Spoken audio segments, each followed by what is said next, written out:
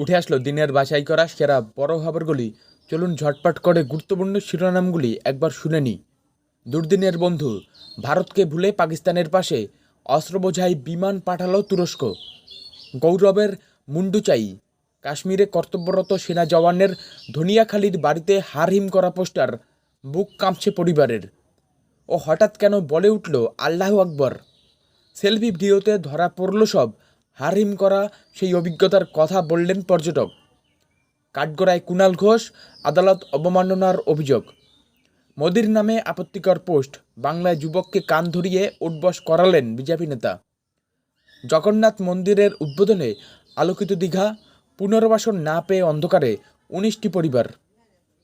চলুন বিস্তারিত খবরে। পেহেলগাঁও হামলার পরে প্রত্যাশিতভাবেই পাকিস্তানের পাশে দাঁড়িয়েছে চীন।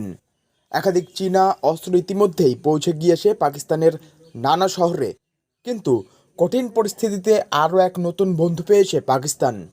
সূত্রের খবর, পাক বিমানবন্দরে নেমে পড়েছে তুরস্কের হারকিউলিস বিমান। সব মিলিয়ে অন্তত 7টি অস্ত্রবোঝাই বিমান এসেছে পাকিস্তানে। গত 22 এপ্রিল পেহেলগাঁওয়ে নারকীয় হত্যাকাণ্ড চালায় পাক মদতপুষ্ট জঙ্গিরা। ধর্ম জিজ্ঞাসা করে বেছে বেছে খুন করা হয় 25 জন পর্যটক ও এক স্থানীয় নাগরিককে। প্রাথমিক তদন্তে এই হামলায় প্রকাশ্যে এসেছে পাক যোগের তত্ত্ব। সন্ত্রাসবাদকে কেন্দ্র করে ভারত পাকিস্তানের মধ্যে উত্তেজনা যখন চরম আকার নিয়েছে, সেই পরিস্থিতিতেই পাকিস্তানের পক্ষ নিয়ে রবিবার বিবৃতি দিয়েছেন চীনের বিদেশমন্ত্রী ওয়াং ই।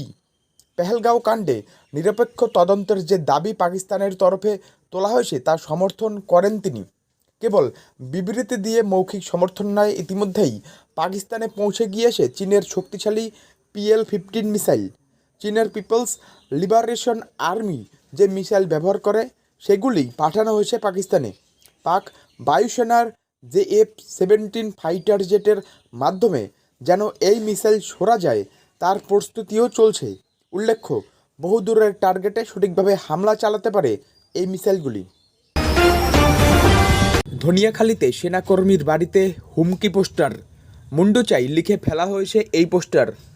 হুগলি গ্রামীণ থানায় অভিযোগ দায়ের করেছেন সেনাকর্মীর পরিবারের সদস্যরা। সোমবার সেনাকর্মীর বাড়িতে গিয়েছিলেন ধনিয়াখালীর বিধায়ক অসীমা পাত্র। তাৎপর্যপূর্ণ বিষয়, উধমপুরে জঙ্গিদের গুলিতে শহীদ হওয়া ঝন্টু আলী শেখ যে স্পেশাল ফোর্স ইউনিটের জওয়ান ছিলেন, ধনিয়াখালীর এই সেনাকর্মীও একই ইউনিটে কর্মরত। কে বা কারা এই হুমকি পোস্টার দিয়েছেন তা জানা যায়নি। সোমবার বিকালে ঘটনার তদন্তে আসে হুগলির গ্রামীণ পুলিশের উচ্চপদস্থ আধিকারিকরা। হুগলির ধনিয়াখালীর বাসিন্দা গৌরব মুখোপাধ্যায় বছর দুয়েক আগে ভারতীয় সেনায় যোগ দেন। বর্তমানে জম্মু কাশ্মীরে পোস্টিং রয়েছে তার। সেনাকর্মীর পরিবার সূত্রে জানা গিয়েছে, শনিবার রাতে বাড়িতে 2টি পোস্টার মেরে দেওয়া হয়েছে। তাতে লেখা ছিল, পাকিস্তান জিন্দাবাদ, গৌরবের মুন্ডু চাই, ভারতকে বাঁচাতে পারবি না, বাংলাকে পাকিস্তান বানিয়ে ছাড়ব। সোমবার রাতেও প্লাস্টিক মুড়িয়ে জানালা দিয়ে একই রকম পোস্টার ফেলা হয়। এরপরই আতঙ্কে সেনাকর্মীর পরিবার। ধনিয়াখালী থানায় অভিযোগ জানিয়েছেন গৌরববাবুর বাবা। তিনি জানান, পাশের বাড়ির সিসি ক্যামেরায় দেখা গিয়েছে একটি স্কুটারে চেপে 2 জন এসেছে। মুখ ঢাকা ছিল তাদের। পরিবারের দাবি, চিঠি দেখলেই বোঝা যাবে কাঁচা হাতে আঁকাবাঁকা লেখান, বানান ভুলে ভরা। এদিকে বিধায়ক অসীমা পাত্র আজ ওই সেনাকর্মীর বাড়িতে যান, পরিবারের সঙ্গে কথা বলেন। কী উদ্দেশ্যে কারা করলো তা খতিয়ে দেখছে পুলিশ। পেহেলগাঁও জঙ্গি হামলার ঘটনায় সম্প্রতি সামনে এসেছে এক চাঞ্চল্যকর ভিডিও। এক পর্যটকের সেলফি ক্যামেরায় তোলা ভিডিওতে দেখা যাচ্ছে পিছনে গুলি লেগে পড়ে যাচ্ছেন পর্যটক। সবাই চিৎকার করছেন। প্রায় 15 ফুট উঁচুতে দড়িতে ঝুলতে থাকা ওই পর্যটক প্রথমটায় কিছুই বুঝে উঠতে পারেননি। অ্যাডভেঞ্চারের খুশিতে হাসছিলেন তিনি, তবে ভিডিওতে দেখা গেল তা ভয়ঙ্কর। ঠিক কী ঘটেছিল জানালেন ওই পর্যটক। ঋষি ভাট নামে ওই পর্যটক তার স্ত্রী সন্তানকে নিয়ে ভিডিওতে দেখা যাচ্ছে জিপলাইন অপারেটর যুবক তার জিপলাইন শুরু হওয়ার আগে আচমকা বলে উঠছেন আল্লাহু আকবর। একবার নয়, 3বার এ কথা বলেছেন তিনি। আর তারপরেই শোনা গেল গুলির শব্দ। তারপরও ওই পর্যটককে থামাননি অপারেটর, দড়িতে তুলে দেন তিনি। পর্যটক শব্দ শুনলেও বিষয়টা বুঝতে পারেননি। পর্যটকের সেলফি ভিডিওতে দেখা যাচ্ছে প্রাণ বাঁচাতে মানুষ ছোটাছুটি শুরু করেছেন। গুলি লাগার পর একজন ব্যক্তি কিভাবে মাটিতে লুটিয়ে পড়ে যাচ্ছেন সেটাও দেখা যাচ্ছে ভিডিওটিতে। বেশ কয়েক সেকেন্ড পর ওই পর্যটক বিষয়টি বুঝতে পারেন। TV9কে দেওয়া এক সাক্ষাৎকারে পর্যটক ঋষি ভাট জিপলাইন অপারেটরের প্রতি সন্দেহ প্রকাশ করেছেন। তিনি বলেন, আমরা যখন জিপ লাইনে পৌঁছই তখন কয়েকটা ছবি তুলি, এরপর আমরা জিপ লাইনের টিকিট কেটে জিপ লাইন শুরু করি। আমার স্ত্রী, পুত্র ও আরও 4 জন জিপ লাইনে পার হয় প্রথমে, তারপর আমার জিপ লাইনে যাওয়ার পালা। তিনি যখন শুরু করেন তখনই আচমকা অপারেটর 3 বার বলে ওঠেন, আল্লাহু আকবর। ওই অপারেটরকে সন্দেহের তালিকায় রাখছেন তিনি। ওই পর্যটকের স্ত্রী যখন নিচ থেকে চিৎকার করেন তখন তিনি বুঝতে পারেন। এরপর জিপ লাইনের দড়ি খুলে 15 ফুট উপর থেকে মাটিতে ঝাঁপ দিয়ে পড়েন তিনি। এরপর স্ত্রীর সন্তানকে নিয়ে পালানোর চেষ্টা করেন। ঋষি ভাট আরও জানিয়েছেন, 6-7 ফুট দূরত্বেই কয়েকজনকে গুলিবিদ্ধ হতে দেখেছেন তিনি। কোনো ক্রমে দৌড়ে জঙ্গলে লুকিয়ে পড়েন তিনি। কলকাতা হাইকোর্টের বিচারপতি বিশ্বজিৎ বসুকে নিয়ে মন্তব্যের জের।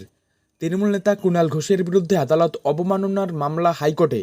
প্রধান বিচারপতির এজলাসে স্বপ্রণোদিতভাবে অবমাননার মামলা গ্রহণ।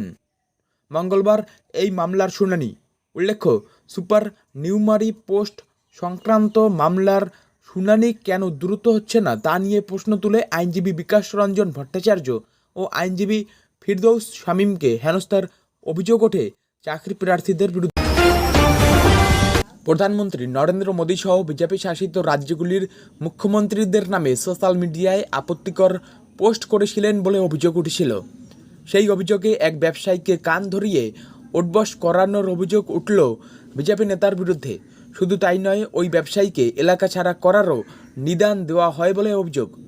সেই ঘটনায় অভিযুক্ত বিজেপি নেতাকে গ্রেপ্তার করল পুলিশ। ঘটনাটি আলিপুরদুয়ারের কুমারগ্রামের। ঘটনাকে কেন্দ্র করে চাপা উত্তেজনা তৈরি হয়েছে। পুলিশের ভূমিকা নিয়ে প্রশ্ন তুলেছেন স্থানীয় বিজেপি নেতারা। জানা গিয়েছে, ওই বিজেপি নেতার নাম বিপ্লব দাস, কুমারগ্রামের বিজেপি জেলা সম্পাদক। ব্যবসায়ীকে কান ধরিয়ে উঠবস করানোর অভিযোগ উঠেছিল শনিবার। অভিযোগ পোস্টের পরেই ব্যবসায়ীর বাড়িতে চড়াও হন একদল যুবক। নেতৃত্বে ছিলেন বিপ্লব দাস। শুধু কান ধরিয়ে উঠবস নয়, ব্যবসায়ীকে সম্পত্তি বিক্রি করে এলাকা ছাড়ারও নিদান দেওয়া হয়। যদিও বিজেপি নেতার দাবি, প্রধানমন্ত্রী সহ একাধিক নেতার বিরুদ্ধে ওই যুবক সমাজ মাধ্যমে কুমন্তব্য করেছিলেন। সাধারণ মানুষ তাকে কান ধরে উঠবস করিয়েছেন, তবে তিনি শুধু সামনে ছিলেন। দীঘায় মঙ্গলবার পৌঁছে গিয়েছেন বাংলার মুখ্যমন্ত্রী মমতা বন্দ্যোপাধ্যায়। সেখানে জগন্নাথ মন্দির পরিদর্শন করেছেন মুখ্যমন্ত্রী। অক্ষয় তৃতীয়ার দুপুরে উদ্বোধন করা হবে, সুতরাং এখন সেখানে সাজো সাজো রব। চন্দননগরের আলোকসজ্জায় সেজে উঠেছে সৈকতনগরী দীঘার গেট, যেখান দিয়ে প্রবেশ করে পৌঁছে যাওয়া যাবে জগন্নাথ ধামে। চারিদিকে এখন শুধুই আলোক রোশনাই, কিন্তু অন্ধকারে কারা? এই জগন্নাথ মন্দিরের জন্য জমি অধিগ্রহণে যাদের উচ্ছেদ হতে হয়েছে, আজ তারা অন্ধকারে রয়েছেন, কারণ তাদের পুনর্বাসন এখনও মেলেনি। তাই তো গরিব পরিবারগুলির চোখে জল। আজ অনেক আশা ছিল দিদির কাছে।